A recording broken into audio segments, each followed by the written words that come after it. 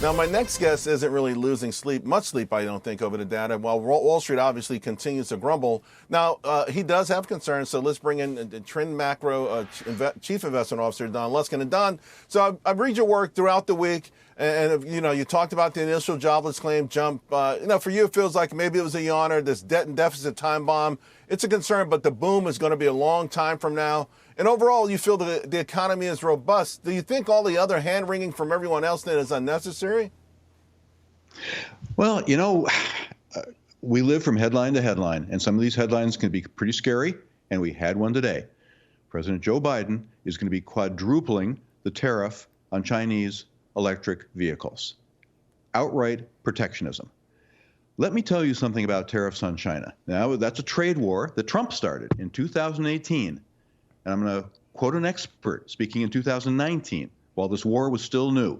Quote, Trump's tariffs and trade wars are hitting a lot of American manufacturing, especially the American automobile industry, choking it to within an inch of its life. Trump thinks his tariffs are being paid by China. Any beginning econ student could tell you that American people are paying his tariffs, unquote. The expert I'm quoting is Joe Biden, campaigning for president in 2019. And today, he quadrupled Trump's tariffs on electric cars coming in from China. This is hack political expediency with a supersized side of hypocrisy, which would be merely nauseating, except that the fate of the global economy is at stake.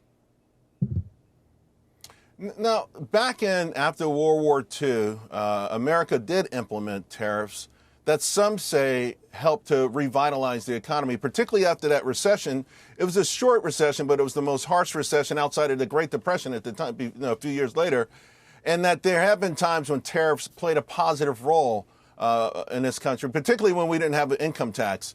Is there any role for that these days? I mean, because on one hand, Biden's going to make Americans drive EVs one way or the other. Should he at least make sure that we don't have to drive Chinese EVs? Well, maybe protectionism was called for when Alexander Hamilton was Treasury Secretary. He certainly believed so. And he had a very smart program, actually. He wanted to protect nascent American manufacturing business so that America didn't forever just have to be an agricultural slave to industrialized Europe. But part of the Hamilton doctrine was to take the proceeds from the tariff and put it aggressively into government infrastructure projects like roads and towns and canals and all the things that made it possible for industry to thrive. Nothing like that's happening now. This is just straight political expediency. There's an election coming up, and we've got a tired, feeble, old president who just wants to look like he's doing something.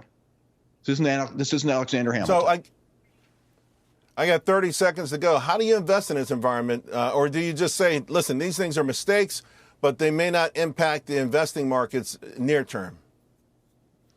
I think you put your finger right on it. There are things like, as you can tell, this absolutely infuriates me. But is it so consequential to markets? No, it's rounding error. And thank goodness. The problem is you get habituated to it. You get dumbed down. It's rounding error, it's rounding error, and rounding error. And pretty soon, to get your attention in an election year, a president does something that's big. It's not rounding error. Then you got to worry. This isn't that. Yeah. The old slippery slope, snowball becoming the proverbial boulder. Don, love our conversations, my friend. Have a great weekend.